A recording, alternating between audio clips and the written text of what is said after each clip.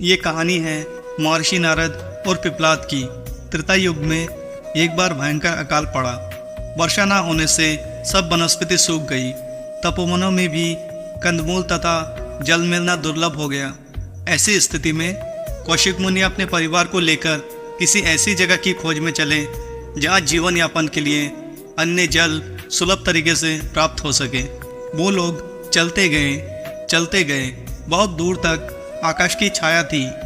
उनका सबसे छोटा पुत्र लगातार चलने में असमर्थ हो गया था। उसे एक वन के वृक्ष के नीचे सोता हुआ ईश्वर के भरोसे छोड़कर आगे चले गए। जब सुबह हुई तब वो बच्चा जागा तो उसने अपने माता पिता को नहीं देखा और व्याकुल होकर वो बच्चा रोने लगा। पर उस निर्जन स्थान में उसका रोना कौन सुनता। वो रोते रोते थककर भूख प्यास से निराश होकर एक पीपल के वृक्ष के नीचे बैठ गया। वृक्ष के नीचे पीपल के बहुत सारे फल गिरे हुए थे। वो बालक उन्हें बीन बीन कर खाने लगा। भूख में उसे वो फल बहुत अच्छा लगने लगा और फल को खाकर उसे थोड़ी शांति मिली। कुछ दूर पर उसे एक नदी दिखाई पड़ी और वहाँ जाकर उसने उस नदी से जल पीने लगा तो उसके मन को थोड़ी शांति मिली।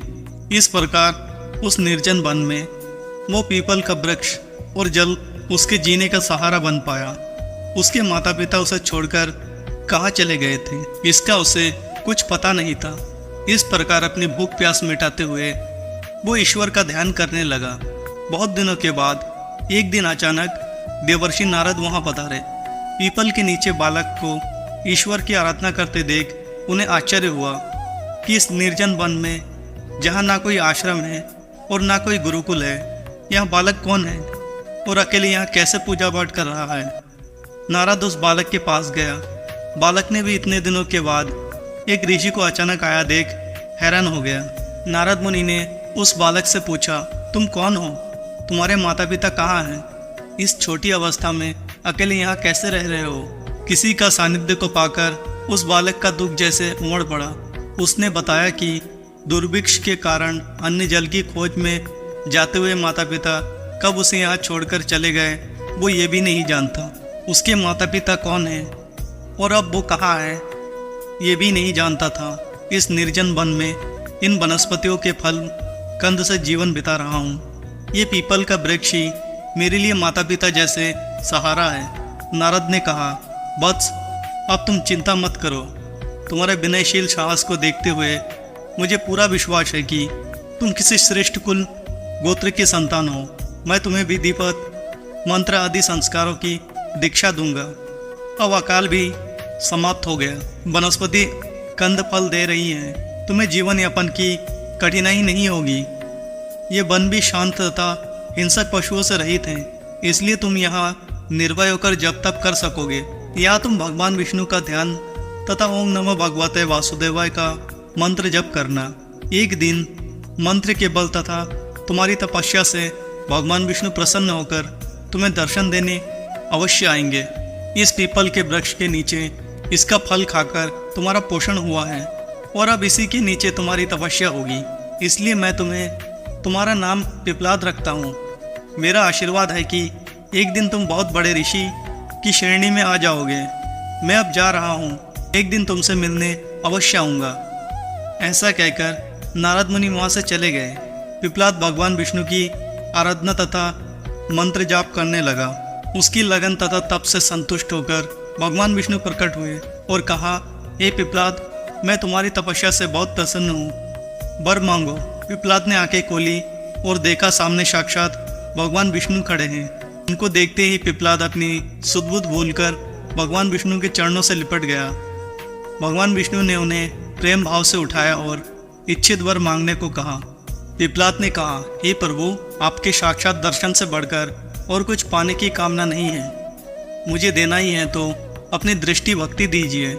भगवान विष्णु ने कहा, भक्ति तो तुम प्राप्त कर ही चुके हो, ज्ञान भी तुम्हें प्राप्त होगा। अथर्वण पद प्राप्त कर पिपलाद स्वयंचा के सृष्टा हो जाओगे। ऐसा कहकर भगवान विष्णु अंतर्ध्यान हो गए। पिपलाद फिर भक्ति और तप में लीन हो गए। कुछ दिनों के बाद नारद फिर आए। पिपलाद को भगवान विष्णु ने दर्शन दिया और ज्ञान भक्ति का वरदान दिया। ये जानकर उन्हें बड़ी प्रसन्नता हुई। नारद को देखकर पिपलाद के मन में फिर से अतीत दुख देने लगा। अपने मन की व्यथा प्रकट कर उन्होंने कहा, हे देवर्षि, मेरे किस कर्म का फल है जो मुझे बालपन की अवध अवस्था से ही इतना कष्ट उठाना पड़ा। मेरे माता पिता तथा कुल गोत्र का कुछ पता नहीं। पीपल के नीचे रहकर इसके फल को खाकर मैं जीवित रहा। इसी कारण आपने मुझे पिपलाद नाम दिया। मेरी दीक्षा शिक्षा तथा संस्कार की व्यवस्था कर ब्रह्मत्व प्रदान किया। आपके ही कारण भगवान विष्णु का दर्शन भी हुआ। नारद ने कहा, हे पिपलाद, अतीत का सोच मत करो। शनि ग्रह के प्रकोप से तुम्हें ये सब सहना पड़ा। आज भी वो आकाश में अपने मार्ग पर प्रज्वलित होकर कहीं चल रहा है। बस इतना सुनते ही पिपलाद अपने क्रोध को ना रोक सका। उन्होंने क्रोध से शनि ग्रह पर दृष्टि डाली। उनके तप के तेज से शनि पथभ्रष्ट होकर एक पर्वत पर जा गिरा। आकाश की ऊंचाई से गिरने के कारण शनि का एक पैर टूट गया। शनि की दुर्गति को देखकर नारद बड़े प्रसन्न हुए। उन्होंने ब्रह्मा, इंद्र आदि देवताओं को बुलाकर शनि की यह दुर्दशा सभी को दिखाई। ब्रह्मा जी ने यह देखकर पिपलाद से कहा, हे पिपलाद, ऋषि होकर तुम्हें ऐसा क्रोध नहीं करना चाहिए था। मनुष्य को सुख दुख का भोग उनके पूर्व कर्मों के अनुसार होता है। तुम्हारे अतीत के लिए शनि का कोई दोष नहीं। ये तो प्रकृति के नियम के अनुसार अपने मार्ग पर चलते रहते हैं। इनको स्थान से गिरा देने से प्रकृति के नियम में बाधा पड़ेगी और उपद्रव शुरू हो जाएगा। अंततः अपने तपोबल से इन्हें पुनः इनके मार्ग पर प्रतिष्ठित करें तथा प्रकृति के स्थापित इन देवग्रह को संसार का संतुलन बनाए रखने का मार्ग प्रशस्त करें।